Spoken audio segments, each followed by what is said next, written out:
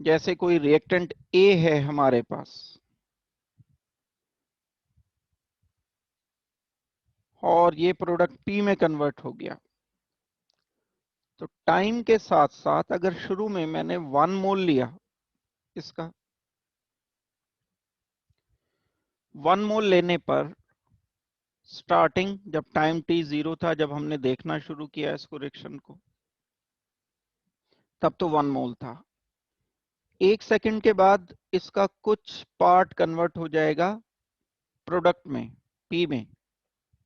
शुरू में जब टाइम टी 0 था तो प्रोडक्ट का कॉन्सेंट्रेशन भी 0 था, कुछ भी नहीं था, ये बनना शुरू ही नहीं हुआ। लेकिन जैसे ही रिएक्शन शुरू हुआ है, सपोज करते हैं टाइम 1 सेकंड के बाद ये 0.1 मोल इसमें कन्वर्ट हो गया, तो ए का कॉन्सेंट्रेशन कुछ कम हो जाएगा। जब 0.1 मोल प्रोडक्ट में कन्वर्ट हो गया तो बचा हमारे पास यहां 0.9 और प्रोडक्ट 0.1 हो गया।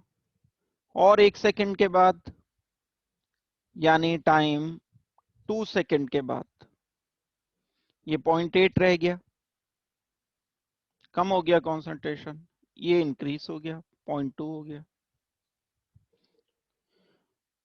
और 1 सेकंड के बाद ये 0.7 रह गया, ये 0.3 हो गया। तो टाइम के साथ साथ इसका कॉन्सेंट्रेशन बढ़ता चला जा रहा है, इसका कॉन्सेंट्रेशन कम होता चला जा रहा है।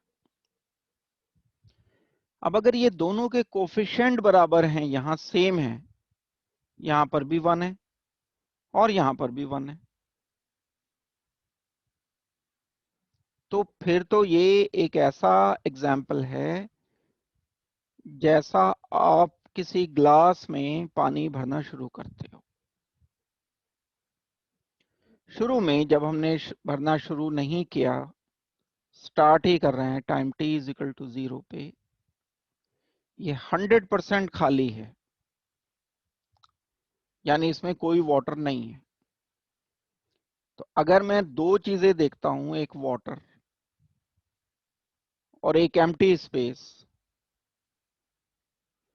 Empty space and field space कह दो आप वाटर वाला, तो फिल्ड स्पेस 0 था, एम्प्टी स्पेस 100 था। मैंने इसमें 10 ml डाल दिया पानी, मान लो ये 100 ml का पूरा बर्तन है, तो 10% फिल्ड हो गया, 90% एम्प्टी रह गया। मैंने और 10 ml ऐड कर दिया तो ये 20 ml हो गया, 80% एम्प्टी रह गया। जैसे जैसे ये लेवल बढ़ता चला जाएगा तो इन दोनों का आपस में रिलेशन है, एम्प्टीनेस का एंड फुलनेस का आपस में रिलेशन है। हम ये नहीं कह सकते कि किसी टाइम पर दोनों ये 100% हो जाएंगे या दोनों दोनों 0 हो जाएंगे, कि कोई एक ग्लास एक ही टाइम पर 0% भरा हुआ है और 0% खाली है, ये नहीं हो सकता। 50-50 तो हो सकता है। हम किसी टाइम पर ये नहीं कह सकते कि 100% भरा हुआ है और 100% खाली है। Same condition reactant and product की होती है, लेकिन अगर इनके स्टिकोमेट्रिक कोफिशिएंट सेम है तब ये कंडीशन होती है। अगर यहां मैं एक ए से दो प्रोडक्ट बना रहा हूं तो 1 मोल का मान लो 0.1 मोल कन्वर्ट हुआ इसमें, तो यहां तो 0.2 होना चाहिए इधर, यानी जितना ये कम हो रहा है उसके दुगने मोल्स नंबर की बात अगर हम करते हैं तो प्रोड्यूस हो रहे हैं। ये कंडीशन इस खाली गिलास से अलग आ जाएगी। यहाँ तो क्योंकि 1:1 रेशो में चल रहा है, जो भी है स्टिकोमेट्रिक कोफिशिएंट की बात चल रही है। तो अगर मैं कोई बड़ा सिंपल सा केस लेता हूं, उसमें तो जैसे जैसे रिएक्टेंट कम होता जाता है उसी प्रोपोर्शन में ये प्रोडक्ट बढ़ता चला जाता है। लेकिन अगर ए इज गिविंग 2 प्रोडक्ट, तो एक मॉलिक्यूल ए का कम हुआ तो प्रोडक्ट के 2 मॉलिक्यूल बन गए। अगर रिएक्टेंट के 2 मॉलिक्यूल कम हुए तो प्रोडक्ट के 4 मॉलिक्यूल बन गए। ये कंडीशन आएगी। और अगर 2A 3 प्रोडक्ट बना रहे हैं तो 2 ये कम हुए तो 3 प्रोडक्ट के मॉलिक्यूल मिल गए। उसी रेशो प्रोपोर्शन में हमें चलते रहना पड़ेगा, रेट को उसी अकॉर्डिंग चलाना पड़ेगा। बस इतना सा ध्यान रखते हुए तो ये बहुत आसान इक्वेशंस होती हैं, कुछ भी इसमें मुश्किल नहीं होता है। टाइम के साथ साथ इसका कॉन्सेंट्रेशन रिएक्टेंट का कम होता जा रहा है, प्रोडक्ट का कॉन्सेंट्रेशन बढ़ता चला जा रहा है। तो अगर सिर्फ कॉन्सेंट्रेशन की हम बात करते हैं, टाइम के रेस्पेक्ट में अगर हम एक ग्राफ बनाते हैं तो ए की वैल्यू कम होती चली जाएगी, टाइम के रेस्पेक्ट में ही प्रोडक्ट की वैल्यू इंक्रीज होती चली जाएगी। ये सारी कुछ चीजें हम बिल्कुल इनिशियल लेवल पर इस चैप्टर में डील करेंगे। एक तो ये बात हुई। दूसरी बात, अगर हम बोलते हैं कि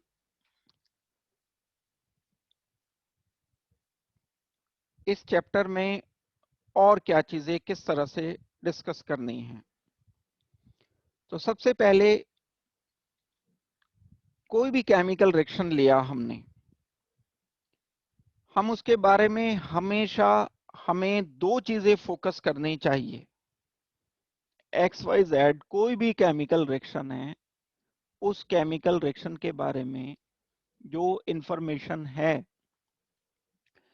वो मेनली 2 इंफॉर्मेशन है, और बहुत ज्यादा आगे बढ़ोगे तो 3 बातें बड़ी अच्छी तरह से आपको पता होनी चाहिए किसी केमिकल रिएक्शन के बारे में। मैं उसकी बात नहीं कर रहा हूं कि मेरे पास क्लोरीन है Cl2 plus H2 giving HBr HCl। मैं इसकी बात नहीं कर रहा हूं कि यहाँ एटम कौन से लिए हैं, मॉलिक्यूल कौन से बने हैं।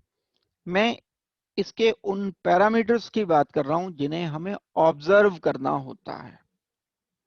वो क्या पैरामीटर्स हैं? पहला पैरामीटर है कि रिएक्शन होगा या नहीं होगा। पहली कंडीशन तो सबसे पहली ये है, वेदर रिएक्शन इज फिजिबल और नॉट। किसी रिएक्शन के बारे में अगर ये जानकारी हासिल करनी है कि वो रिएक्शन होना पॉसिबल है या नहीं है, तब हमें हेल्प लेनी पड़ती है थर्मोडायनेमिक्स की। थर्मोडायनेमिक्स बहुत सारे पैरामीटर्स को डील करता है, आपने +1 में पढ़ा हुआ है। वो कौन कौन से पैरामीटर्स हैं जो थर्मोडायनेमिक्स डील करता है? थर्मोडायनेमिक्स डील करता है चेंज ऑफ एनर्जी को, एंथैल्पी को। थर्मोडायनेमिक्स डील करता है एंट्रोपी को। थर्मोडायनेमिक्स डील करता है change in Gibbs free energy को, डेल्टा जी को। ये सारे पैरामीटर्स मिलजुल करके डिसाइड कर देते हैं कि कोई रिएक्शन फिजिबल है या नहीं है। अकेला टेम्परेचर डिसाइड नहीं करता रिएक्शन को, अकेले कोई कॉन्सेंट्रेशन डिसाइड नहीं करता है, अकेले delta H delta E decide नहीं करता, डेल्टा S यानी एंट्रोपी चेंज डिसाइड नहीं करता अकेले। हाँ, ये 4-5 फैक्टर्स जितने भी हैं, ये सब मिलजुल करके इनका बिल्कुल एक नेट निचोड़ निकलता है, delta G, Gibbs free energy. अगर वो नेगेटिव होती है तो कोई रिएक्शन स्पॉन्टेनियस होता है। तो जब भी कोई केमिकल रिएक्शन की बात है, मैं ओरिजिन की बात कर रहा हूं कि ओरिजिन केमिकल काइनेटिक्स का कहां से है। फिजिबिलिटी की बात अगर हम करेंगे तो केमिकल काइनेटिक्स का कोई रोल नहीं है। फिजिबिलिटी का मतलब कोई केमिकल रिएक्शन जो भी XYZ आप लिखना चाहते हो, जैसे मैंने यही लिख दिया chlorine plus hydrogen gives 2HCl, ये लिख दिया एक बैलेंस केमिकल रिएक्शन। अब हमें क्या इंफॉर्मेशन इसके बारे में मिलती है? इस रिएक्शन के बारे में डेल्टा H हम सोच सकते हैं, इस रिएक्शन का हम डेल्टा E सोच सकते हैं, इस रिएक्शन का डेल्टा S सोच सकते हैं, इस रिएक्शन का टेम्परेचर सोच सकते हैं कि कितने टेम्परेचर पर ये रिएक्शन हुआ।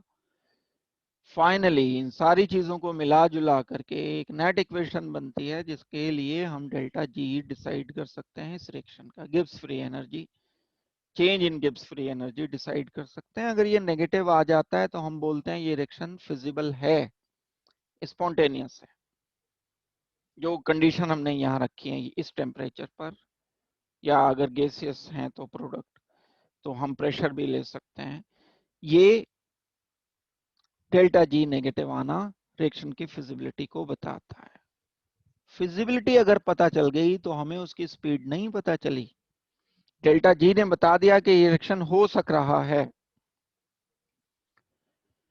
लेकिन अब ये रिएक्शन कितनी तेज होगा, कितने सेकंड में होगा, कितने आवर्स में होगा, कितने दिन में होगा, इसके बारे में अभी कोई इंफॉर्मेशन नहीं है।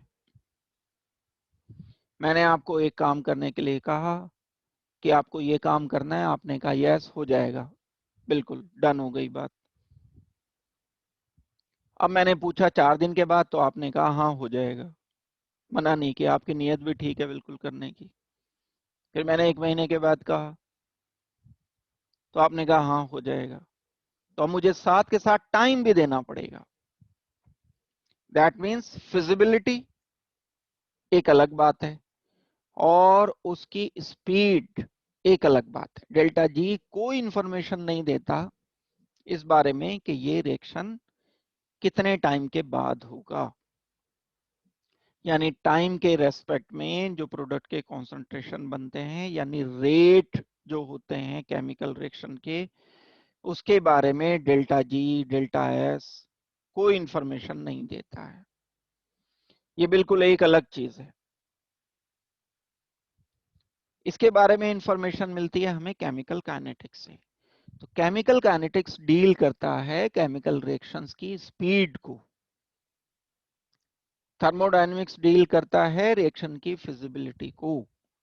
रिएक्शन कितना फिजिबल है, कितना फास्ट हो सकता है, कितना स्लो हो सकता है, होगा भी या नहीं भी होगा, ये दो बातें अलग अलग हैं। होगा नहीं होगा थर्मोडायनेमिक्स, होगा अगर, डेफिनेटली स्पीड की बात तो तभी आएगी अगर रिएक्शन होगा। अगर थर्मोडायनेमिक्स में बोल दिया रिएक्शन इज नॉट पॉसिबल, तब थोड़ी स्पीड देखोगे उसकी। ये तो ऐसी बात हो गई, मैंने आपको कोई काम बोला, आपने मना कर दिया कि हम नहीं करेंगे, फिर मैं बोलने लगूंगा चलो 2 दिन के बाद आप दे देना। जब आपने बोल ही दिया नहीं करेंगे, फिर तो क्या 1 सेकेंड और क्या 4 दिन।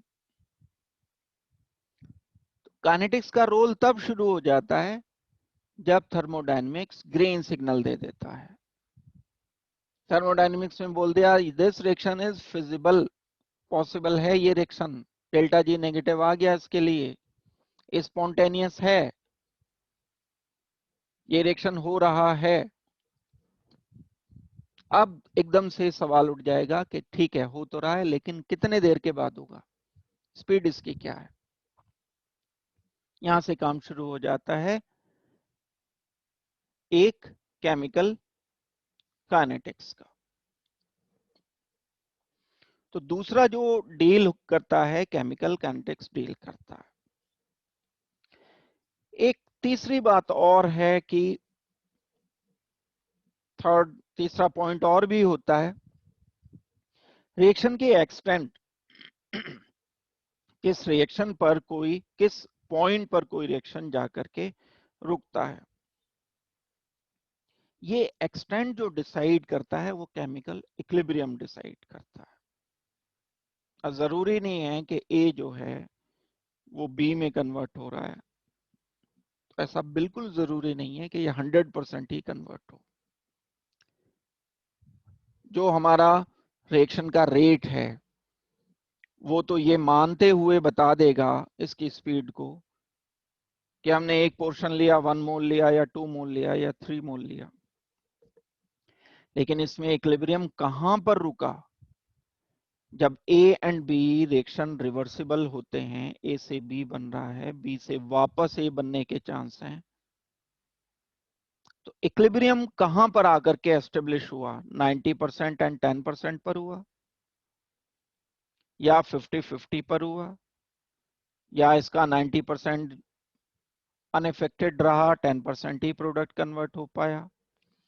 एक्सटेंट ऑफ रिएक्शन जो है, इक्विलिब्रियम कांस्टेंट लिखते हो ना आप, कॉन्सेंट्रेशन प्रोडक्ट के डिवाइडेड बाय कॉन्सेंट्रेशन रिएक्टेंट के, ये आप इक्विलिब्रियम लिखते हो।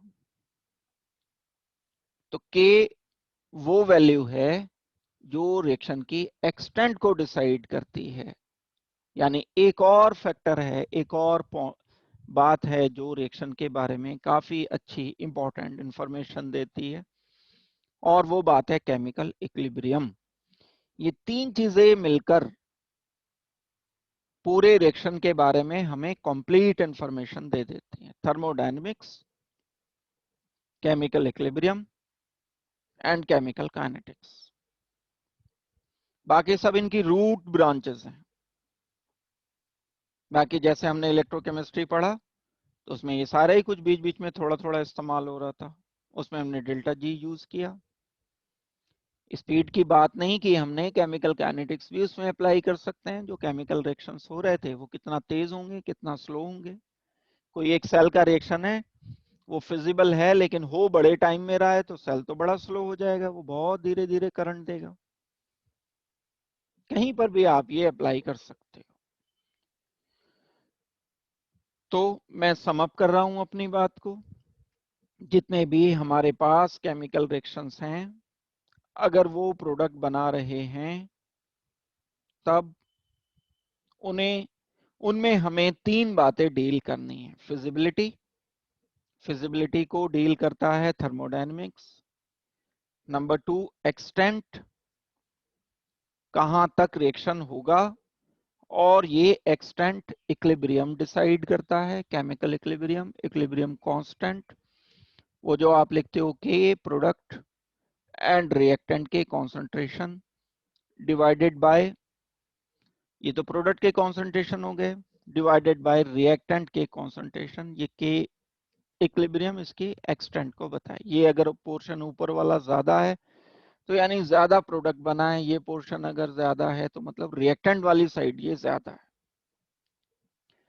Further speed of reaction deal करता है केमिकल काइनेटिक्स। यानी इक्विलिब्रियम एस्टेब्लिश होने में,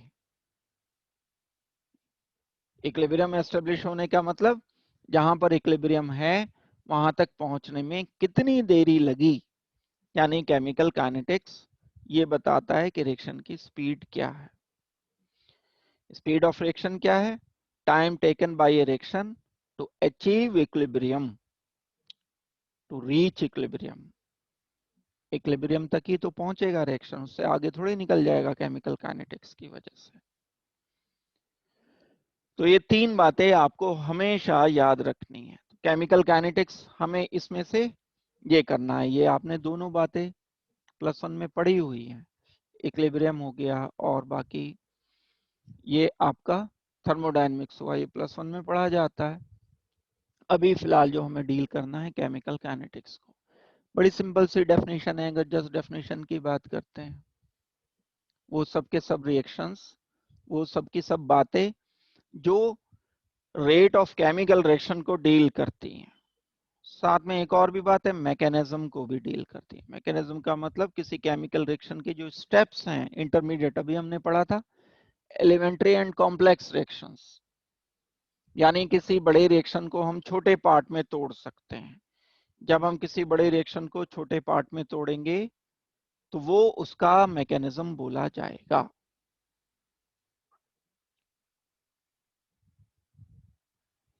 क्लियर हो गई बात ही?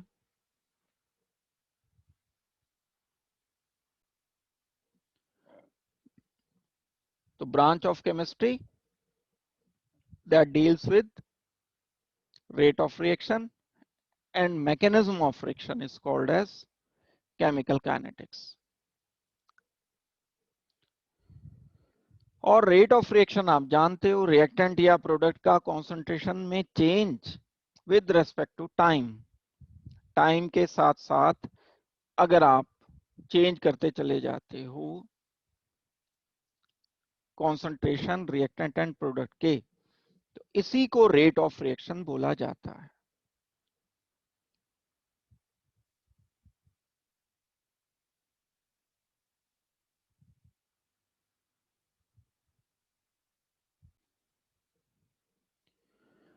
देखो कोई एग्जांपल हम लें, अगर रिएक्टेंट एंड प्रोडक्ट,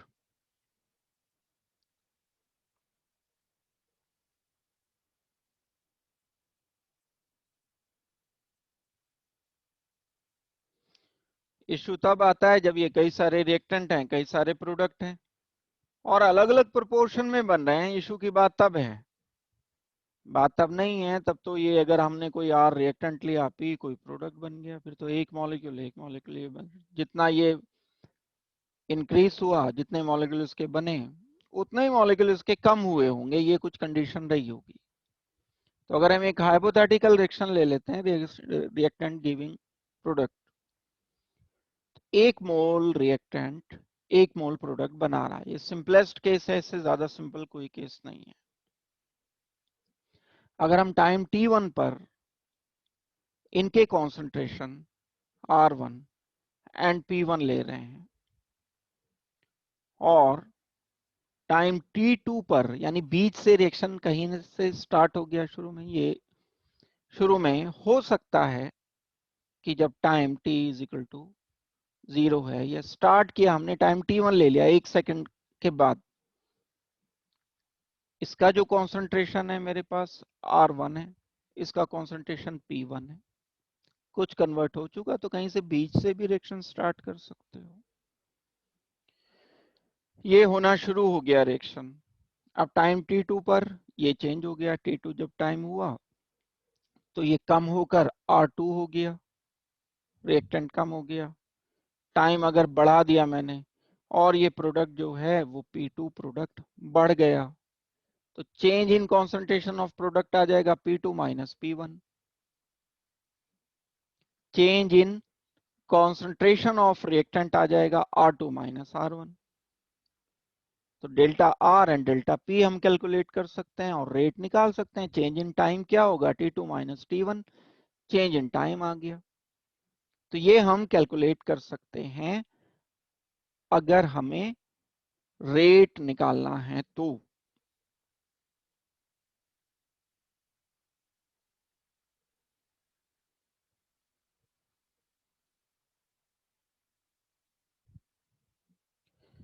जब मैं बात करूंगा प्रोडक्ट के टर्म्स में, तब rate in increase of concentration of product increase बोला जाएगा, या मैं बोल सकता हूं rate of appearance of product, क्योंकि ये बढ़ता जा रहा है। लेकिन जब रिएक्टेंट की बात की जाती है तो रिएक्टेंट के लिए आपको शब्द बोलना पड़ेगा rate of disappearance of reactant. ये डेफिनेटली दोनों बराबर होंगे, ये दोनों के दोनों रेट की बात अगर मैं करता हूं तो बिल्कुल दोनों के दोनों रेट बराबर होंगे। लेकिन एक इंक्रीज कर रहा है प्रोडक्ट का कॉन्सेंट्रेशन, रिएक्टेंट का कॉन्सेंट्रेशन कम होता चला जा रहा है। कॉन्सेंट्रेशन बोल रहा हूं मैं, रेट नहीं बोल रहा हूं, रेट एक अलग चीज है। तो rate of disappearance and rate of appearance भी बराबर होगी, लेकिन उनके डायरेक्शन अलग अलग होंगे। रेट ऑफ डिसअपीयरेंस क्या है, रिएक्टेंट का कम होते चले जाना टाइम के साथ साथ। रेट ऑफ अपीयरेंस क्या है, प्रोडक्ट का बढ़ते चले जाना टाइम के साथ साथ। तो मैं क्या निकाल सकता हूं, rate of disappearance of reactant क्या होगी, डिक्रीज इन कॉन्सेंट्रेशन पर यूनिट टाइम, या टाइम टेकन बोल सकते हो आप।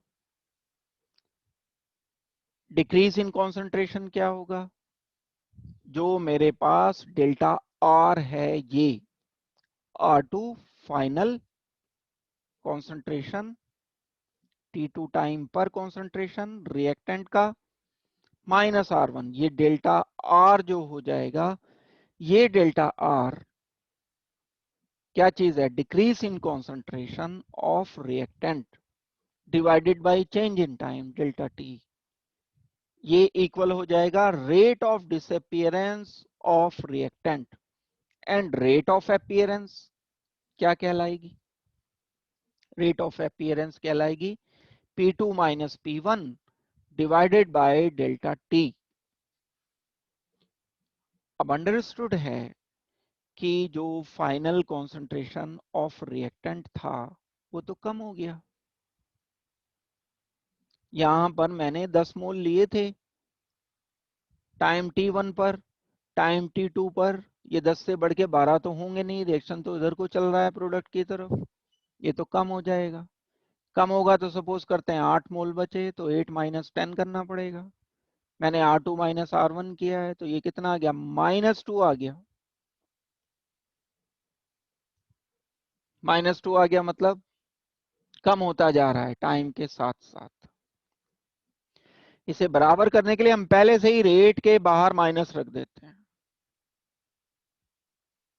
अगर मैं रेट के बाहर यानी rate of disappearance of R अगर मैं करता हूं और इसको पहले से माइनस लिखता हूं, तो ये जो माइनस टर्म आया है R2 माइनस R1 होकर ये प्लस हो जाएगा और ये दोनों एग्जैक्टली बराबर हो जाएंगे। Rate of appearance and rate of disappearance दोनों के दोनों ये बराबर आ जाएंगे। मुझे क्या लिखना चाहिए यहाँ, इन दोनों को अगर मैं चेक करता हूं, rate of disappearance of reactant is equal to decrease in concentration of reactant time taken। Time taken मतलब डेल्टा टी हो जाएगा ये, minus delta R over delta T. Minus क्या इंडिकेट करता है, डिसअपियरेंस को, कम होता चला जा रहा है। डेल्टा आर क्या आने वाला है, पहले से नेगेटिव में आने वाला है, तो नेगेटिव नेगेटिव ये पॉजिटिव हो जाने वाला है। Rate of appearance of product increase in concentration of product यानी डेल्टा पी, और ये प्लस में लिया जाता है, आना भी प्लस में है क्योंकि प्रोडक्ट टाइम टी के बाद इंक्रीज हो रहा है। अगर हमने इनिशियली 2 मोल ले रखे थे तो टाइम टी के बाद वो 5 मोल हो जाएंगे, 8 मोल हो जाएंगे, इंक्रीज हो जाएंगे। तो मैं final product minus initial product करूंगा तो पॉजिटिव वैल्यू आएगी। तो यहां पर हमें डेल्टा पी की बात करनी। दूसरी एक इंपॉर्टेंट बात यह है कि ये सारा का सारा काम जो हम कर रहे हैं वो एवरेज रेट में कर रहे हैं। एवरेज रेट क्या है, बिल्कुल इनिशियल एंड फाइनल की बात कर रहे हैं हम। बीच में क्या हुआ उसको तो हम बिल्कुल फोकस ही नहीं कर रहे हैं। तो ये एवरेज रेट निकला है, जो सामने रिलेशन लिखे हैं ये एवरेज रेट के रिलेशंस हैं। Further average rate depends upon the change in concentration of reactant, ये इस शब्द पे ध्यान देना होगा, average rate, and time taken for change to occur, यानी बिल्कुल इनिशियल एंड फाइनल, चाहे ये रिएक्शन 5 मिनट के बाद हो रहा है, 10 मिनट में पूरा हो रहा है।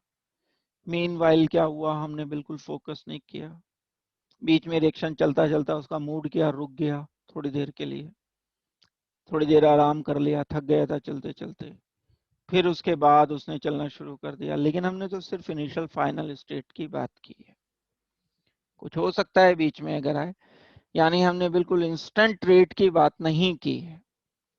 हमने यहाँ पर बात की है सिर्फ इनिशियल एंड फाइनल की, यानी बात की है एवरेज रेट की। इसको नोट कर लो पहले, फिर आगे बढ़ेंगे।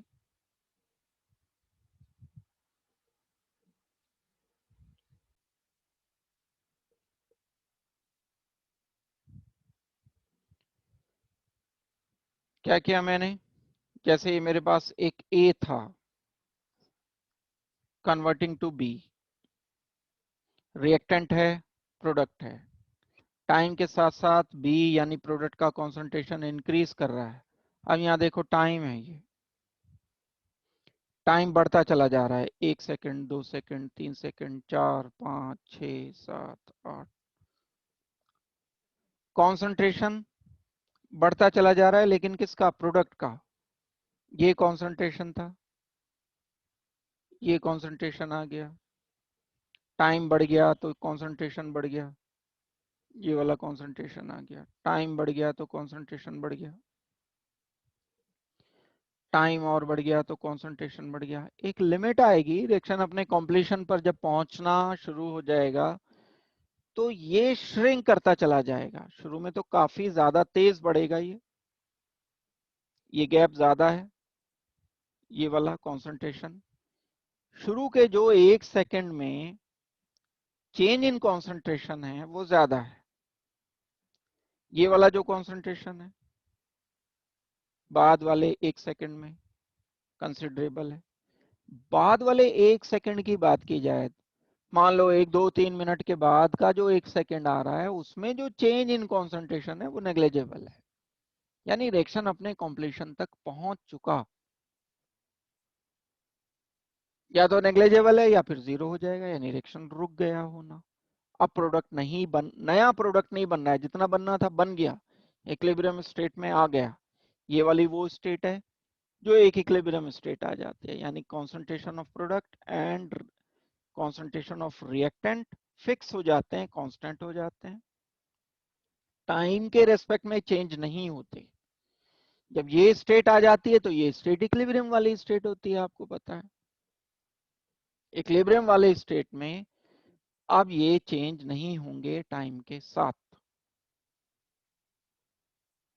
तो जैसे जैसे हम टाइम बढ़ाते चले जाते हैं, दोबारा से बता रहा हूं मैं बात को, टाइम के साथ साथ रिएक्टेंट कम होता चला जाता है। और प्रोडक्ट की बात अगर करते हो तो प्रोडक्ट का कॉन्सेंट्रेशन बढ़ता चला जा रहा है। मैं रिएक्टेंट अगर लेता हूं तो इसी टाइम पर 1 सेकंड पर प्रोडक्ट ये है तो रिएक्टेंट ये है। अगले सेकंड में जितना प्रोडक्ट बढ़ गया उतना रिएक्टेंट कम हो गया। कोई एक टाइम बीच में ऐसा भी आता है कि रिएक्टेंट एंड प्रोडक्ट के दोनों के कॉन्सेंट्रेशन बराबर बराबर भी हो सकते हैं, बिल्कुल होंगे। कोई ना कोई तो एक टाइम आएगा। यहीं से आप चेन निकाल सकते हो, ये डेल्टा टी हो गया और ये आपका चेंज इन कॉन्सेंट्रेशन हो गया, डेल्टा सी बोल दो आप। Change in concentration delta T, तो एवरेज रेट क्या आ जाएगा, change in concentration of product divided by change in concentration of change in time delta T.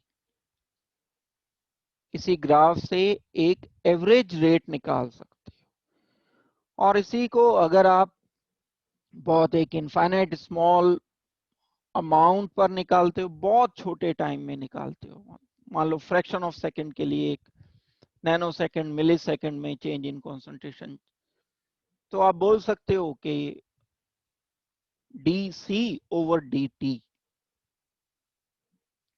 और किसी एक के रेस्पेक्ट में आप इसको डिफरेंशिएट करते चले जा सकते हो।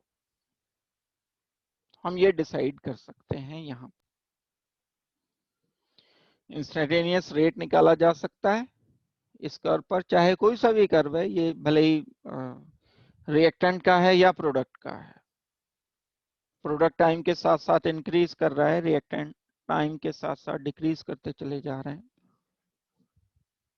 तब हम किसी एक पर्टिकुलर बहुत छोटे टाइम इंटरवल पर, बहुत ही छोटे टाइम इंटरवल पर ये कैलकुलेट कर सकते हैं। भाई ये जो ग्राफ दिया गया था, अगर मैं बात इसकी करता हूं तो ये जो मैंने लिखा है, रिएक्टेंट का कॉन्सेंट्रेशन टाइम के साथ साथ कम होता चला जा रहा है, ये कॉन्सेंट्रेशन हो गया, ये टाइम हो गया। टाइम इंटरवल अगर बड़ा है तो बड़े टाइम इंटरवल पर चेंज इन कॉन्सेंट्रेशन भी बड़ा होगा, तो ये चेंज इन कॉन्सेंट्रेशन हो गया डेल्टा सी, ये चेंज इन टाइम हो गया डेल्टा टी, ये तो एवरेज निकल गया। तो हमें अगर बहुत छोटे से टाइम के लिए करना है तो मैं यहाँ एक टेंजेंट डालकर इसी पर कहीं एक टेंजेंट डाल दिया और उस पर लगा दिया बिल्कुल बड़ा वाला जूम, तो यहाँ delta T and delta C आ जाएगा। तो एक बहुत छोटा सा ये ट्राइंगल आ जाएगा। तो मैं रेट चेक कर सकता हूं, डीसी ओवर dt चेक किया जा सकता है। डीसी ओवर dt जो चेक किया गया, ये इंस्टेंटेनियस रेट चेंज बोला जाएगा, इंस्टेंटेनियस रेट ऑफ रिएक्शन बोला जाएगा। तो इसी बात को जो मैंने समझाया अगर इकट्ठा एक ही जगह ग्राफ में हम लिख सकते हैं तो ये आ जाएगा कॉन्सेंट्रेशन। ये तो आ गया बड़ा चेंज, यानी टाइम के साथ साथ C2 minus C1 and T2 minus T1। लेकिन ये वाला जहां मैंने टेंजेंट रखा है,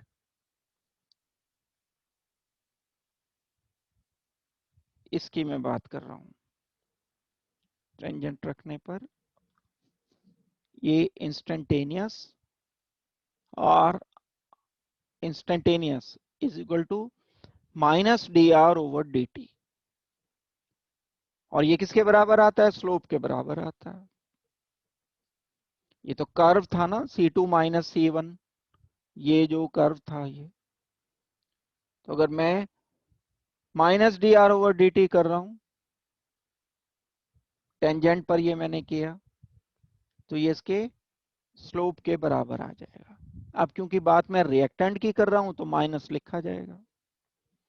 प्रोडक्ट अगर होता तो ये स्लोप जो है पॉजिटिव होता। तो इसको ग्राफ को नोट कर लो, आगे बढ़ेंगे इसके बाद फिर। तो बिल्कुल सेम ग्राफ हम प्रोडक्ट के लिए निकाल सकते हैं। टाइम कम है, थोड़ा ज्यादा टाइम और ज्यादा टाइम, प्रोडक्ट बढ़ता चला गया। 1 सेकंड में 1 मोल बना था, 2 सेकंड में सपोज करते हैं 1.1 मोल बन गया, 3 सेकंड में 1.3 मोल बन गया। तो कॉन्सेंट्रेशन इज इंक्रीजिंग रेगुलरली।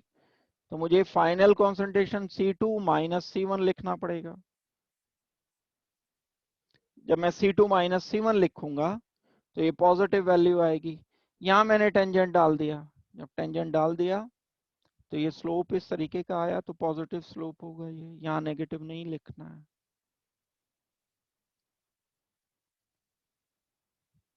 तो ये दोनों रेट बिल्कुल बराबर होते हैं किसी एक इंस्टेंट पर, लेकिन साइन का फर्क होता है, एक इंक्रीजिंग एक डिक्रीजिंग, एक का स्लोप पॉजिटिव एक का स्लोप नेगेटिव। ये जो साइन का अंतर लिखा है ये इसीलिए अंतर लिखा है, नोट कर लो इसको। इसके बाद हम कंसीडर कर सकते हैं इसकी कुछ यूनिट्स रेट ऑफ रिएक्शन की। बड़ी सिंपल सी बात है, जो कॉन्सेंट्रेशन की यूनिट है ऊपर लिखोगे, टाइम की यूनिट नीचे लिख दोगे, तो रेट ऑफ रिएक्शन हम ऐसे डिसाइड कर सकते हैं। तो बस इसमें ये देखना है जो कॉन्सेंट्रेशन की यूनिट है वो हम किस में ले रहे हैं। मोल में ले सकते हैं, मोल पर लीटर कॉन्सेंट्रेशन डिसाइड किया जा सकता है। लेकिन जब कोई गैसियस रिएक्टेंट एंड प्रोडक्ट होंगे तो हम प्रेशर के टर्म्स में भी यूनिट लिख सकते हैं। यानी हम यूनिट लिख पाएंगे गैसियस रिएक्शन में एटमॉस्फेयर पर सेकंड, और अगर कोई लिक्विड है हमारे पास, कोई सॉल्यूशन के रिएक्शन कर रहे हैं, तो हम मोल पर लीटर पर सेकंड कर सकते हैं। यानी कॉन्सेंट्रेशन की यूनिट आ गई मोल पर लीटर, टाइम की यूनिट आ गई सेकंड, तो मोल पर लीटर पर सेकंड। और गैसेस अगर रिएक्शन मिक्सचर है तो गैसेस का मेजरमेंट जो किया जाता है कॉन्सेंट्रेशन का, वो प्रेशर के टर्म्स में किया जाता है। तो ये हो जाएगा एटमॉस्फेयर, तो कॉन्सेंट्रेशन के लिए हो गया, पर सेकंड आ जाएगा टाइम के लिए।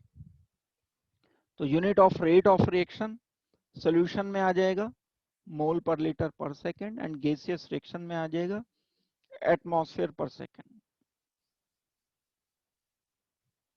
क्योंकि पार्शियल प्रेशर्स के रेस्पेक्ट में हम चेक कर रहे होते हैं किसी गैसियस मिक्सचर में। Average rate and instantaneous rate में अंतर पता चल ही गया आपको। अगर हम किसी बड़े चेंज की बात कर रहे हैं तो रेट एवरेज लिया जाएगा, और अगर मैं बहुत छोटे टाइम इंटरवल की बात कर रहा हूं तब ये इंस्टेंटेनियस रिएक्शन का रेट बोला जाएगा। बहुत छोटा चेंज यानी सेकंड का भी 1000वां हिस्सा, एग्जाम्पल के लिए बिल्कुल प्रैक्टिकल मेजर करना ऐसे पॉसिबल नहीं होता, लेकिन ग्राफिकली हम कर सकते हैं, किसी को मैथमेटिकली कर सकते हैं, लेकिन हम प्रैक्टिकली इतने छोटे टाइम इंटरवल में नहीं चेक कर सकते। जो प्रैक्टिकल वैल्यूज ली जाती हैं, जैसे मैंने मान लो कोई रिएक्शन शुरू किया, तो रिएक्शन शुरू करने पर मेरे पास रिएक्टेंट का कॉन्सेंट्रेशन था, उसको कॉन्सेंट्रेशन मेजर किया जा सकता है। बहुत सारे तरीके होते हैं, टाइट्रेशन करके किया जा सकता है, कंडक्टिविटी चेक करके कॉन्सेंट्रेशन चेक किया जा सकता है, कितनी इलेक्ट्रिसिटी पास उसमें हो रही है। मान लो रिएक्टेंट इलेक्ट्रोलाइट है और प्रोडक्ट नॉन इलेक्ट्रोलाइट है, प्रेसिपिटेट से, तो जैसे जैसे प्रोडक्ट बनता चला जाएगा, नंबर ऑफ आयंस कम होते चले जाएंगे, तो कंडक्टिविटी के प्रोपोर्शनल हो गया रिएक्टेंट का कॉन्सेंट्रेशन। तो हम एक बड़े टाइम इंटरवल में ये मेजरमेंट कर सकते हैं। तो शुरू में कंडक्टिविटी कितनी थी, बाद में कंडक्टिविटी कितनी है, मान लो 2 मिनट के बाद कंडक्टिविटी, 2 मिनट से पहले कंडक्टिविटी, तो ये प्रोपोर्शनल किसके होगी, रिएक्टेंट के कॉन्सेंट्रेशन के। रिएक्टेंट का कॉन्सेंट्रेशन कम होता चला गया, ये हमने मेजर कर लिया, लेकिन ये एवरेज था, क्योंकि बड़ा टाइम इंटरवल है और बहुत छोटा टाइम इंटरवल। अगर हमने एवरेज लेके ग्राफ बना लिया, उस ग्राफ से हम या मैथमेटिकली इंस्टेंटेनियस रेट डिसाइड कर सकते हैं, किसी एक पॉइंट पर रिएक्शन का रेट क्या होना चाहिए था, ये डिसाइड किया जा सकता है। नोट कर लो इसको, फिर आगे बढ़ेंगे। मान लो हमने कोई एक फिक्स एग्जांपल लिया, कोई एक क्लोराइड है, आपने अल्काइल हैलाइड थोड़ा सा पढ़ा है, उस अल्काइल हैलाइड में जैसे ये C4H9Cl गिवन है, अब इसको ध्यान दो, C4H9Cl क्या होता है, ब्यूटाइल क्लोराइड है। इस ब्यूटाइल क्लोराइड को NaOH के साथ हम रिएक्शन करते हैं, एक्वस NaOH से जब हम रिएक्शन करेंगे तो Cl हटके इसकी जगह OH आ जाएगा, इसको हम हाइड्रोलिसिस बोलते हैं, ये आपने पहले पढ़ा है। ये हाइड्रोलिसिस जब हम कर रहे हैं, तो हाइड्रोलिसिस करने पर उसका रेट क्या होता है, इंस्टेंटेनियस बताना है। तो ये इंस्टेंटेनियस रेट अगर मैं इस पर्टिकुलर टाइम पर देखता हूं, बिल्कुल, यानी 600 सेकंड, ये कितना अंतर रहा होगा, बहुत नेग्लिजिबल अंतर लिया होगा, ये लिया होगा आपने 600 सेकंड से लेकर 600.000 से, फॉर एग्जांपल, इतना कम अंतर है इन दोनों, ये टाइम इंटरवल। तो यहाँ जो रेट आ गया, ये वो इंस्टेंटेनियस रेट बोला जाएगा at time t is equal to 600 second. तो ये प्रैक्टिकली हम किसी की भी वैल्यू निकाल सकते हैं, यानी जो ब्यूटाइल क्लोराइड है, इसकी मोलैरिटी गिवन है हमें, यानी मोल पर लीटर गिवन है। शुरू में कॉन्सेंट्रेशन इसका, जब रिएक्शन शुरू नहीं किया हमने, NaOH ऐड नहीं किया, तो 0.1 मोलर ले लिया। थोड़े से टाइम के बाद, से फॉर एग्जांपल 50 सेकंड के बाद, 50 सेकंड या 1 मिनट के बाद, कॉन्सेंट्रेशन कुछ कम हो गया ब्यूटाइल क्लोराइड का, और थोड़े टाइम के बाद कॉन्सेंट्रेशन कम हो गया, और तो 200 सेकंड के बाद कॉन्सेंट्रेशन यहाँ पर आ गया, 400 सेकंड के बाद कॉन्सेंट्रेशन 0.04 के पास आ गया, कम होता चला जा रहा है, कम होता चला जा रहा है। तो एक टाइम पर आकर बस कांस्टेंट सा हो गया, ये अब आगे ज्यादा चेंज नहीं आ रहा, यानी इक्विलिब्रियम एस्टेब्लिश हो गया, अब इससे कम होने वाला नहीं है ब्यूटाइल क्लोराइड का कॉन्सेंट्रेशन। यानी रिएक्शन अपने 100% कॉम्प्लीशन पर नहीं पहुंच रहा है, सारा रिएक्टेंट डिसअपियर नहीं हो रहा है, अगर ये लाइन बिल्कुल इधर आ गई है ऐसे, तो अब ये टाइम बढ़ता चला जा रहा है, इसके कॉन्सेंट्रेशन में चेंज आना बंद हो गया।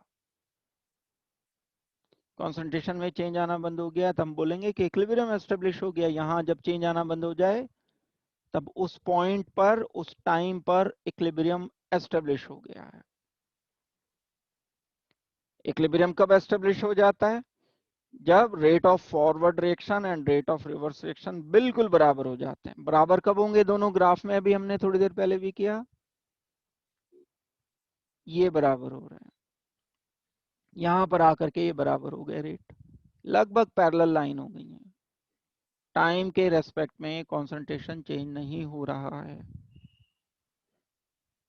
अब जब इक्विलिब्रियम एस्टेब्लिश हो जाएगा फिर चेंज कुछ आना होना बंद हो जाएगा। तो हम तो उससे पहले पहले से कंसर्न करेंगे। रेट का मतलब क्या है?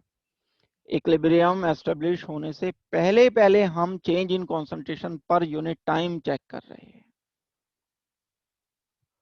ये है रिएक्शन के रेट का मतलब। भाई अगर बिल्कुल पैरेलल लाइन है, ये मान लो ये वाली लाइन बिल्कुल ये पैरेलल आ जाती है इसके, फिर तो चेंज इन कंसंट्रेशन जीरो है, फिर तो रेट है ही नहीं रिएक्शन का। प्रोडक्ट तो नया बन नहीं रहा है, रिएक्टेंट कंज्यूम नहीं हो रहा है, तो यहां तो कोई चेंज ही नहीं आ रहा है। और जबकि रेट हम बोलते हैं किसके लिए? जब कोई चेंज हो रहा होता है, रेट उसके लिए लिखा जा सकता है।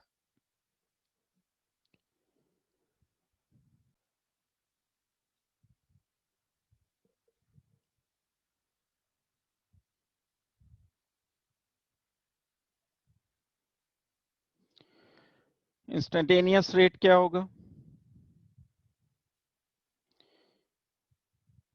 एवरेज रेट पर हम लिमिट ले लेंगे एक, तो instantaneous limit delta T tends to zero minus D R over D T. Minus क्यों लिखा है ये? क्योंकि ये रिएक्टेंट कम होते चले जा रहे हैं टाइम के साथ साथ।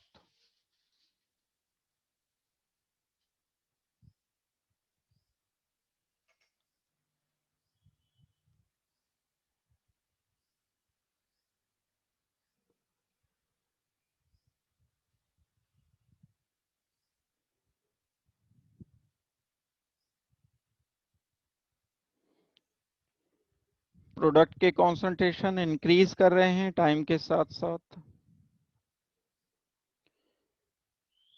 पॉजिटिव लिया जाएगा। Rate instant will be equal to minus D R over D T is equal to D product concentration of product over D T.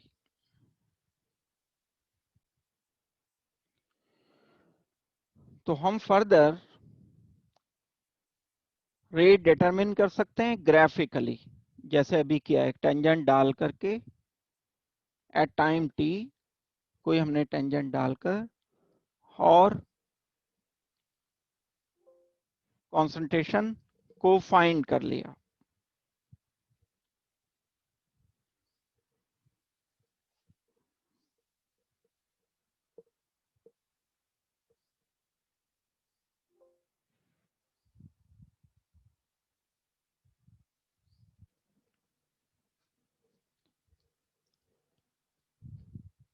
जैसे स्मॉल ए कैपिटल ए, यानी जैसे मैं लिख देता हूं कई बार 2a, तो ये स्टिक्योमेट्रिक कोफिशिएंट है 2 ए की जगह पर। अब ये कुछ भी हो सकता है, 2 3 1 4 5, इसलिए ए लिख दिया गया। तो ये स्मॉल ए, small B, small C, small D, सब ये स्टिक्योमेट्रिक कोफिशिएंट कंसीडर किए गए। तो अब हम इनमें कंसीडर कर सकते हैं rate of disappearance of reactant. क्या रहेगा? Minus D concentration of A over D T, ये रहना चाहिए। Rate of disappearance of B क्या रहना चाहिए? Minus D B over D T, ये rate of disappearance of B रहेगा। माइनस साइन लगाया क्योंकि डिसअपीयरेंस हो रही है। और अगर मैं rate of appearance of C and D लिखता हूं तो ये आएगी plus D C over D T and plus D T over D T. ये हो जाएगा रेट ऑफ फॉर्मेशन और अपीयरेंस ऑफ प्रोडक्ट। और प्रोडक्ट क्या है? सी एंड डी।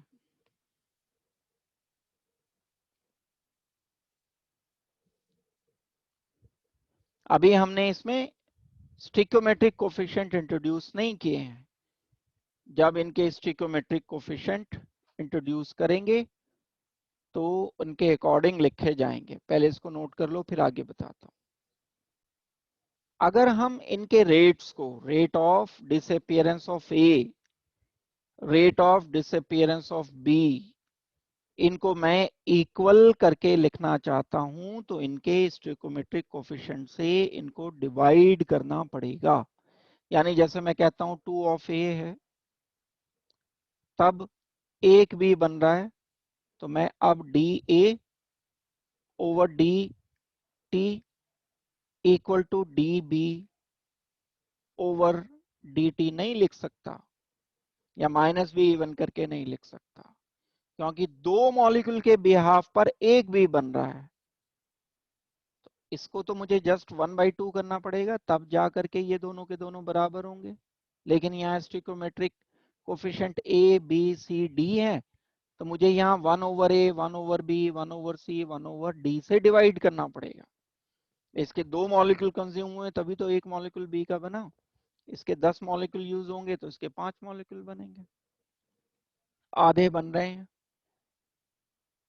तो इसका जो रिएक्शन का rate D A over D T लिखा है, मुझे 1/2 से उसको डिवाइड करना, मल्टीप्लाई करना पड़ेगा, या 2 से डिवाइड करना पड़ेगा। तो in terms of stoichiometric coefficient, rate में be expressed as this one, dx over dt, overall rate की बात हुई है।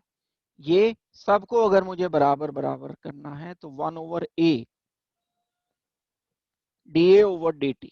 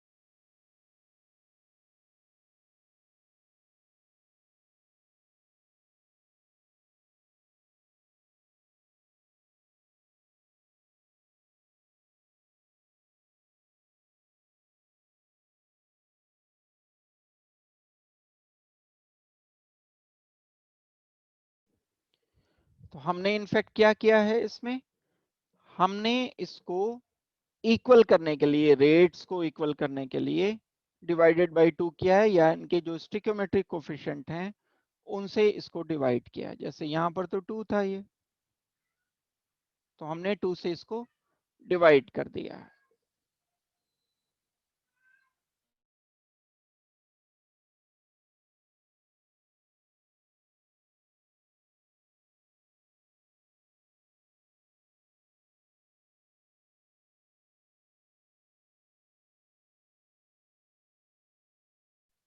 ये एक डिफरेंट एग्जाम्पल लिया गया।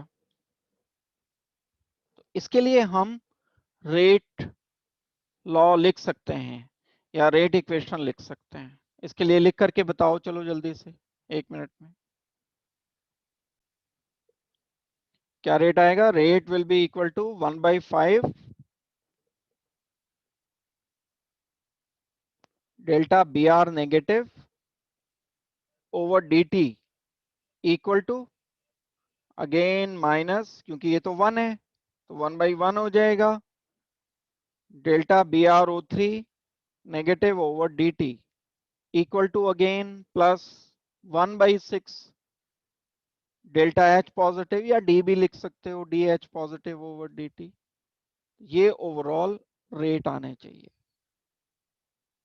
माइनस का ध्यान रखना, डिसअपियरेंस है क्योंकि बी आर की।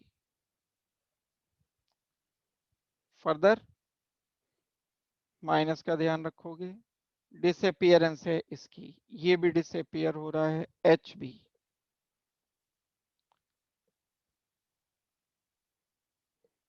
ये प्लस में आएगा 1/3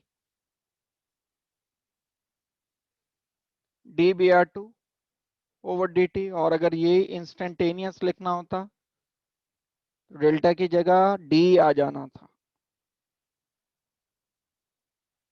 ये ओवरऑल रिएक्शन रेट्स आ जाएंगे।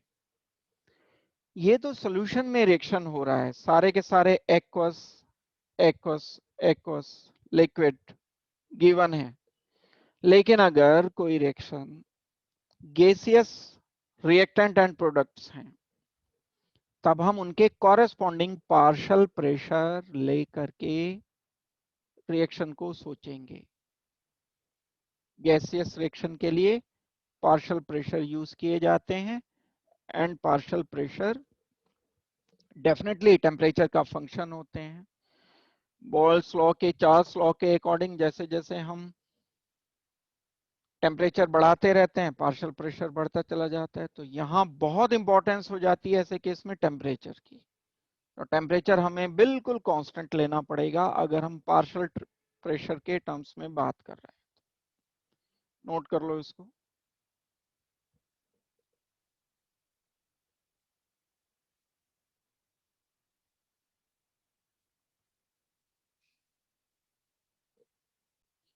इसके बाद हम उन फैक्टर्स की बात करेंगे जिन फैक्टर्स पर रिएक्शन का रेट डिपेंड करता है।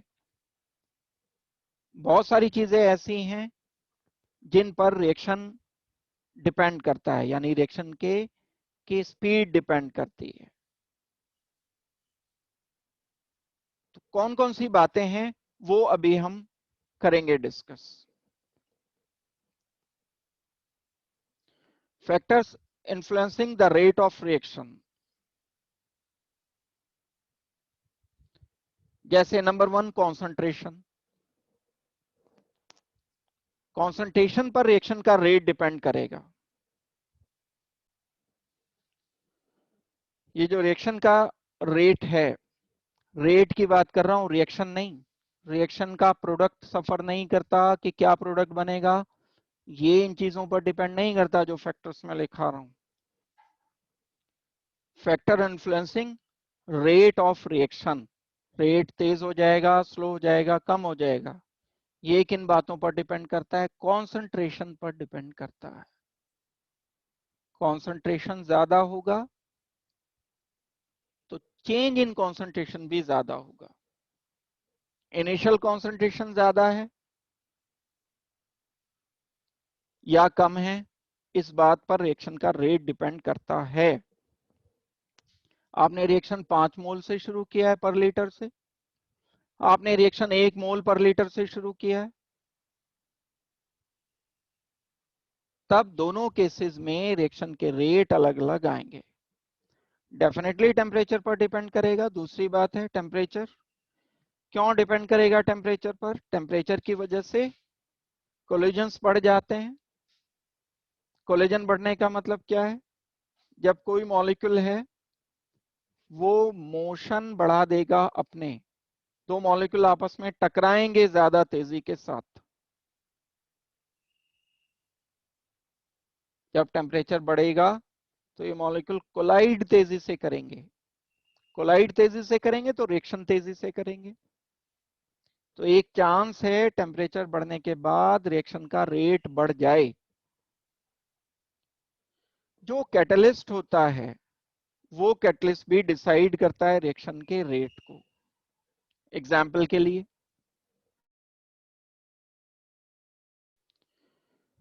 हाँ जी देखो, ये कॉन्सेंट्रेशन, टेम्परेचर एंड प्रेजेंस या एब्सेंस पर डिपेंड करता है। जो कैटलिस्ट होता है वो कैटलिस्ट क्या करता है? किसी रिएक्शन के इक्विलिब्रियम को जल्दी एस्टेब्लिश कर देता है, यानी रिएक्शन के रेट को चेंज कर देता है। रिएक्शन का जो रेट होगा वो चेंज हो जाएगा कैटलिस्ट की प्रेजेंस में। स्पीड अप कर देता है ना, या स्लो कर देता है कैटलिस्ट। नेगेटिव कैटलिस्ट जो होता है रिएक्शन को स्लो कर देता है, और जो पॉजिटिव कैटलिस्ट है वो रिएक्शन को फास्ट कर देता है। तो हम कंसिडर करते हैं कैटलिस्ट की प्रेजेंस या एब्सेंस को भी। जो रिएक्टेंट हैं हमारे पास, वो रिएक्टेंट किस फॉर्म में प्रेजेंट है उस पर भी डिपेंड करता है। सपोज करते हैं मैं कॉपर का रिएक्शन कर रहा हूं नाइट्रिक एसिड से। अब ये कॉपर का एक ब्लॉक ले लिया मैंने 1 किलोग्राम का, पूरे ब्लॉक पर नाइट्रिक एसिड ऐड कर दिया। दूसरे केस में मैंने 1 kg कॉपर ही लिया, लेकिन बिल्कुल पाउडर्ड फॉर्म में लिया। अब जब मैं पाउडर्ड फॉर्म में लूंगा, जब इसमें HNO3 पोर करूंगा, तो हर एक मॉलिक्यूल एटम पर नाइट्रिक एसिड पहुंचेगा। पहले क्या था, सिर्फ सरफेस पर ये आ पा रहा था HNO3, जो अंदर एटम से कॉपर के उन पर टच नहीं हो पा रहा था। तो उनके नेचर पर डिपेंड करता है।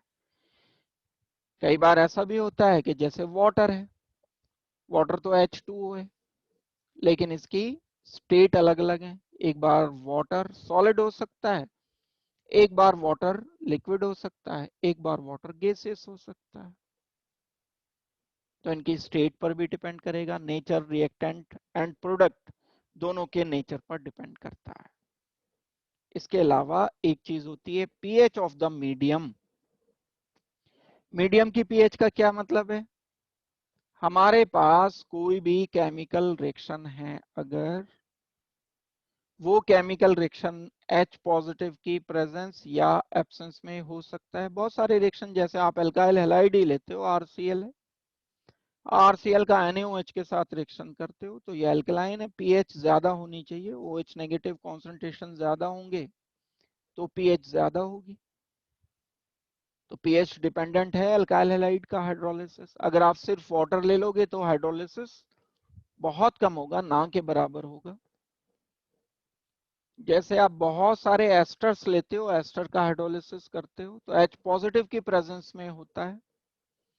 जो H पॉजिटिव की प्रेजेंस है, OH नेगेटिव की प्रेजेंस है, यानी पीएच है, वो रिएक्शन के रेट को डिसाइड करती है। और एक पर्टिकुलर पीएच, हमें बहुत हाई या बहुत लो भी नहीं लेनी है, एक पर्टिकुलर पीएच पर रिएक्शन मैक्सिमम होता है। तो रिएक्शन का रेट पीएच पर डिपेंड करता है। जो प्रेशर है कंटेनर का, उस पर डिपेंड करेगा। ये तो कॉन्सेंट्रेशन की ही बात है अगर देखा जाए। कॉन्सेंट्रेशन एंड प्रेशर एक ही बात है। अगर मैं प्रेशर बढ़ा देता हूं किसी का, मेरे पास 1 लीटर कोई गैस थी, उसका प्रेशर 1 एटमॉस्फेरिक था। अब मैंने क्या क्या प्रेशर इंक्रीज कर दिया, इसका प्रेशर इंक्रीज करने पर क्या होगा, ये कम हो जाएगा। 1 लीटर से ये 0.1 लीटर रह गया, मॉलिक्यूल उतने ही रहे। तो एक तरीके से देखा जाए तो कॉन्सेंट्रेशन इंक्रीज हो गया। जैसे जैसे वॉल्यूम कम होता चला जाएगा, नंबर ऑफ मोल्स तो उतने ही है, कॉन्सेंट्रेशन इंक्रीज होता चला जाएगा। तो ये जो पॉइंट नंबर 6 है, प्रेशर इनसाइड रिएक्शन कंटेनर, ये पॉइंट नंबर 1 की ही फॉर्म है। बस कॉन्सेंट्रेशन हम किसी सोल्यूशन के लिए लेते हैं, और जो प्रेशर हम यूज करते हैं वो गैसियस रिएक्टेंट के लिए लेते हैं। Pressure inside reaction container. Further solvent के नेचर पर डिपेंड करता है। मान लो मुझे कोई आयोनिक रिएक्शन करने हैं और मैंने उसको वाटर पर में डिसॉल्व किया, तो वाटर पोलर सॉल्वेंट है। पोलैरिटी मेजर करने का एक तरीका होता है कि हम डाइलेक्ट्रिक कांस्टेंट चेक करते हैं। किसी सॉल्वेंट के डाई इलेक्ट्रिक कांस्टेंट ये बताते हैं कि वो सॉल्वेंट कितना ज्यादा पोलर है, कितना कम पोलर है। जैसे वाटर है, वाटर हाईली पोलर होता है, पोलर मतलब उस पर पॉजिटिव नेगेटिव चार्ज होना। HOH है एग्जाम्पल के लिए, डेल पॉजिटिव डेल नेगेटिव, ये पोलैरिटी है। तो पोलैरिटी के मेजरमेंट के तरीके हैं कुछ। वो मेजरमेंट का एक तरीका होता है कि एक कांस्टेंट होते हैं, उनसे चेक किया जाता है कि किसी सॉल्वेंट के लिए डाइलेक्ट्रिक कांस्टेंट कितना है। जितना ज्यादा होगा वो उतना ही ज्यादा पोलर कहलाएगा सॉल्वेंट। तो कोई भी केमिकल रिएक्शन होना सॉल्वेंट की पोलैरिटी पर यानी डाइलेक्ट्रिक कांस्टेंट पर डिपेंड करता है। बहुत सारे केमिकल रिएक्शंस ऐसे भी होते हैं जो डार्क में नहीं होते। जैसे आपने क्लोरीन वाला रिएक्शन पढ़ा हुआ है, क्लोरीन को मीथेन से रिएक्शन करना है, तो अगर डार्क है तो उसमें ये रिएक्शन नहीं होगा, जीरो प्रोडक्ट मिलता है। लेकिन ये रिएक्शन Cl2 का मीथेन या इथेन से अगर हम लाइट की प्रेजेंस में करते हैं, सनलाइट की प्रेजेंस में करते हैं या अल्ट्रावायलेट लाइट की प्रेजेंस में करते हैं, तो ये फ्री रेडिकल बनाता है। पहले अगर आपको याद हो, अल्काइल हैलाइड वाले चैप्टर में भी बताया था, ये रिएक्शन लाइट की प्रेजेंस में ये ब्रेक डाउन होगा, Cl फ्री रेडिकल बन जाएगा। Cl फ्री रेडिकल बन जाएगा तो क्या नतीजा निकला, ये रिएक्शन फास्ट हो गया बहुत ज्यादा। तो कहां तो रिएक्शन डार्क में बिल्कुल नहीं हो रहा था, कहां रिएक्शन फास्ट हो गया यानी प्रोडक्ट बनना शुरू हो गया, तो सनलाइट ने या रेडिएशन ने रिएक्शन के रेट को इफेक्ट ही तो कर दिया, प्रोडक्ट ज्यादा बनना शुरू हो गया।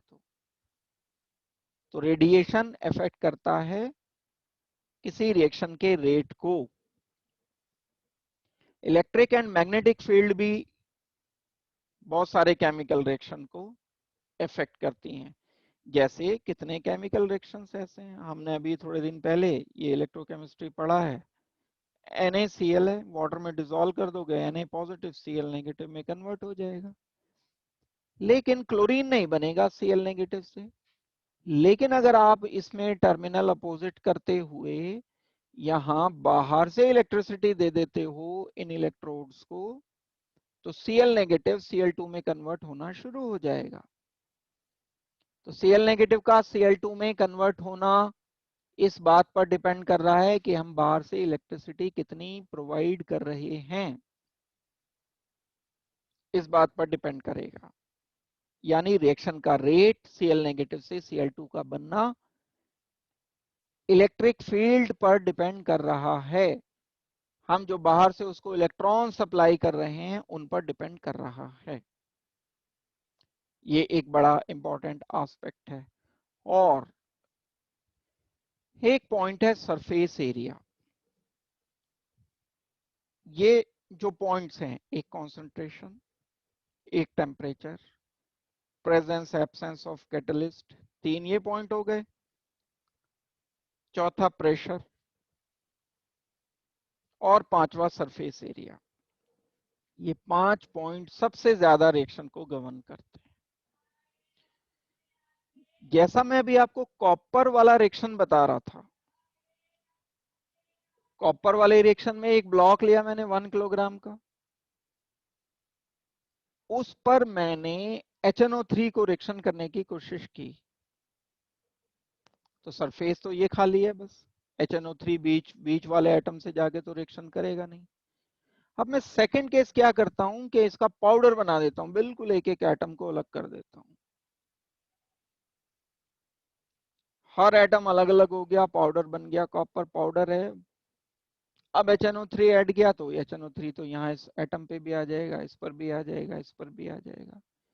तो वो सरफेस एरिया जहां केमिकल रिएक्शन हो रहा है वो बहुत बढ़ गया, तो रिएक्शन का रेट बहुत बढ़ जाएगा। यहाँ तो सिर्फ सरफेस सरफेस पर रिएक्शन हो रहा है, इधर मैंने इसे पाउडर बना दिया, मींस इसका सरफेस एरिया बहुत बढ़ा दिया।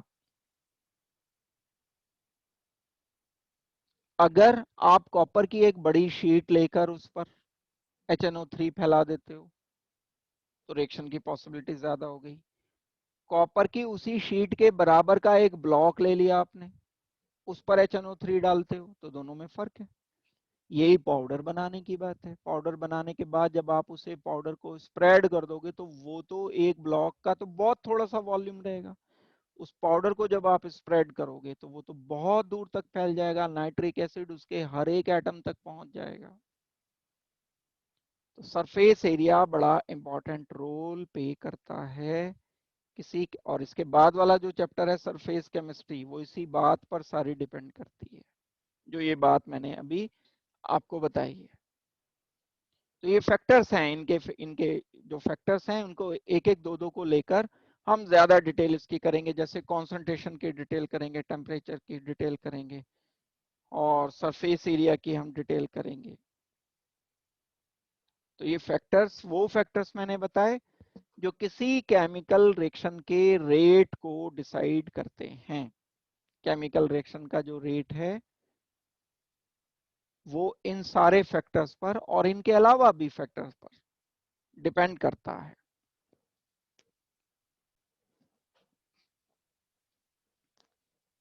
वो इस केमिकल रिएक्शन को, मान लो मैंने ए या reactant is converting into product,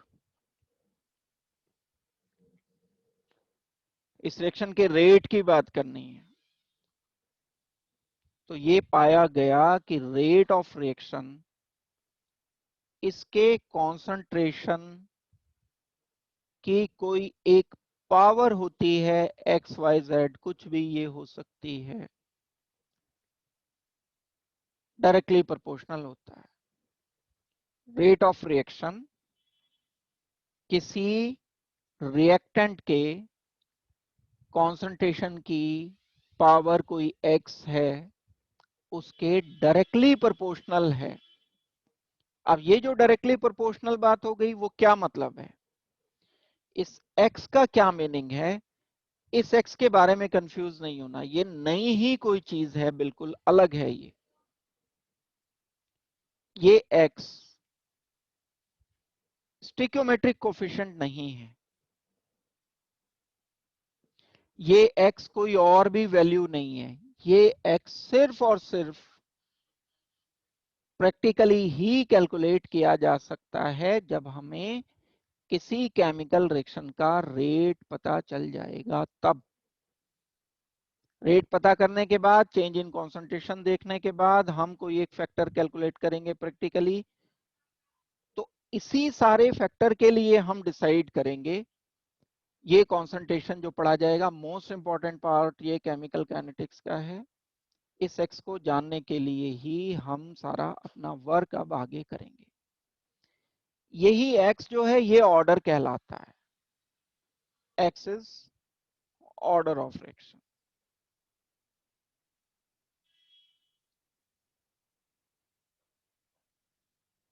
order of reaction क्या है, ऑर्डर ऑफ रिएक्शन कॉन्सेंट्रेशन की वो पावर है जो रेट के साथ रिलेटेड है। अब हम अगर बोलते हैं, इस बात को ऐसे समझ सकते हैं कि जैसे मैं यहीं पर अप्लाई करता हूं इस रिएक्टेंट के लिए, तो rate of appearance of product में बोल देता हूं, यानी D P over D T is equal to या is proportional to concentration of product. मान लो इसकी पावर 1 है, इसका मतलब है इसको मैं 2 गुना कर दूंगा तो रेट 2 गुना हो जाएगा। प्रोडक्ट के कॉन्सेंट्रेशन को अगर मैंने पाया कि रिएक्शन करने के बाद ये जब प्रोडक्ट का कॉन्सेंट्रेशन 2 गुना हो गया तो रेट 2 गुना हो गया। अगर ये रिलेशन आ रहा है तो मतलब पावर 1 है, और अगर ये पावर 2 गुनी है, 2 है, 2 है इसकी पावर, तो प्रोडक्ट का कॉन्सेंट्रेशन डबल करने पर रेट ऑफ रिएक्शन 4 गुना हो जाता है। दैट मीन्स अब हम x की वैल्यू 2 रखेंगे। तो ये एक ऐसा फैक्टर होता है जो हम किसी केमिकल रिएक्शन को देख करके नहीं बता सकते, या हम जस्ट खुद से थ्योरेटिकली इसको फाइंड नहीं कर सकते। ये x का पता करना सिर्फ और सिर्फ प्रैक्टिकली पॉसिबल है। हमें टाइम का डेटा, कंसंट्रेशन का डेटा दे दिया जाएगा, फिर उसके साथ हम अलग अलग रेट को चेक करेंगे, कैलकुलेट करेंगे, फाइनली फिर हम डिसाइड करेंगे कि इसकी पावर x क्या आ रही है। ये पावर जो बोला जाएगा कंसंट्रेशन बोला जाएगा, ये पावर जो बोला जाएगा, सॉरी, ऑर्डर बोला जाएगा। तो कुल मिलाकर के जो बात मैं बता रहा हूं आपको, ये बात क्या है, ये है रेट ऑफ रिएक्शन की power, rate of reaction is directly proportional to concentration की पावर x।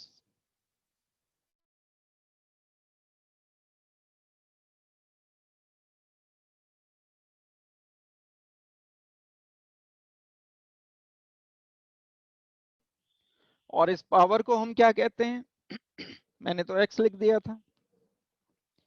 इस पावर को बोला जाता है कि ये ऑर्डर ऑफ रिएक्शन है।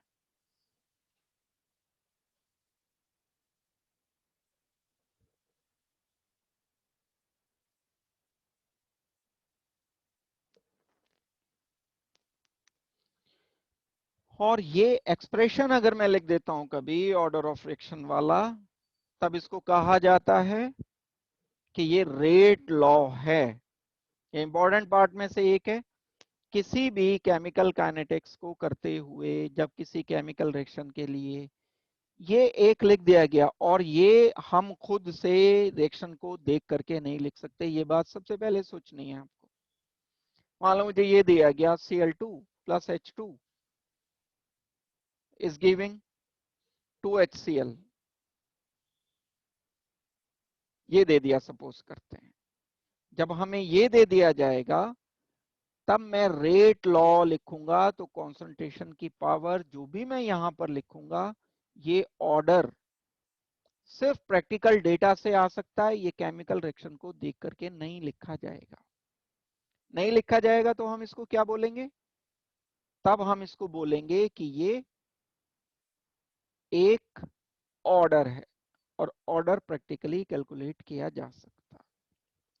और किसी एक गिवन केमिकल रिएक्शन के लिए जब मैं ये प्रोपोर्शनलिटी साइन हटाता हूं, प्रोपोर्शनलिटी साइन हटाने के बाद ये k की वैल्यू आ जाती है, और ये k कांस्टेंट होता है। किसी एक गिवन रिएक्शन के लिए ये k कांस्टेंट आएगा, ये बात करेक्ट है।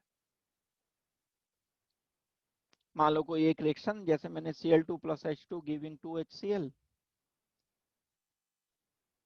तो इस रिएक्शन के लिए k हमेशा कांस्टेंट आएगा। और ऑर्डर हम कैलकुलेट कर सकते हैं गिवन सेट ऑफ कंडीशन के लिए। तो इसको नोट करो, फिर मैं आगे बताता हूं। तो जैसे यहां तो मैंने सिर्फ कॉन्सेंट्रेशन, किस चीज का कॉन्सेंट्रेशन, ये कॉन्सेंट्रेशन किसका, ए एंड बी का कॉन्सेंट्रेशन जो रिएक्टेंट है, रिएक्टेंट तो एक से ज्यादा भी हो सकता है। तो अगर मैं अब कोई केमिकल रिएक्शन लेता हूं A plus B, A plus B मैंने लिया, अब इसके लिए स्मॉल ए स्टोइकियोमेट्रिक कोफिशिएंट है, स्टोइकियोमेट्रिक कोफिशिएंट स्मॉल बी है, ये दे रहा है small C, capital C product मिल गया,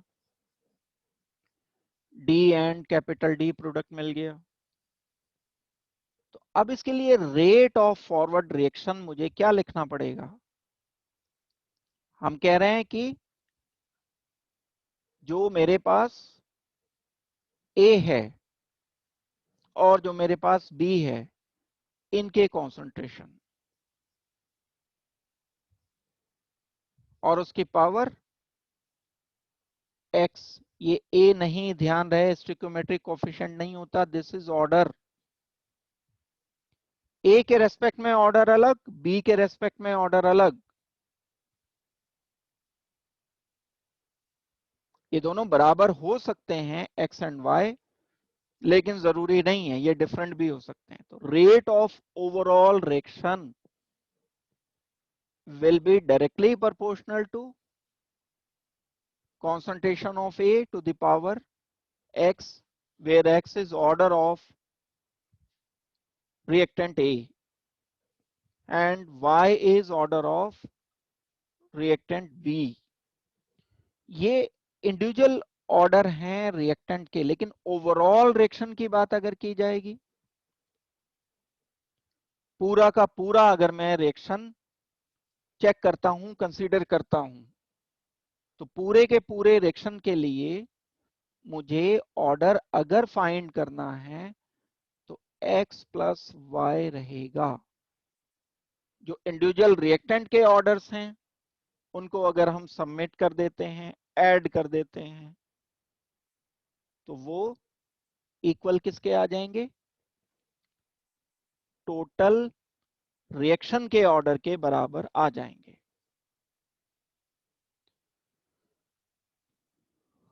तो चलो आज के लिए तो मैं अभी फिलहाल इतना ही बता रहा हूं, इसको हम आगे करेंगे। ये यहां से पहले पहले समझने की कोशिश करो। कंसंट्रेशन तो ठीक है, थोड़ा बहुत अभी ये क्योंकि पूरा हमने स्टार्ट ही किया है, अभी नहीं आएगा। इससे पहले पहले अगर किसी का कोई डाउट है तो पूछ लो जल्दी से मेरे से।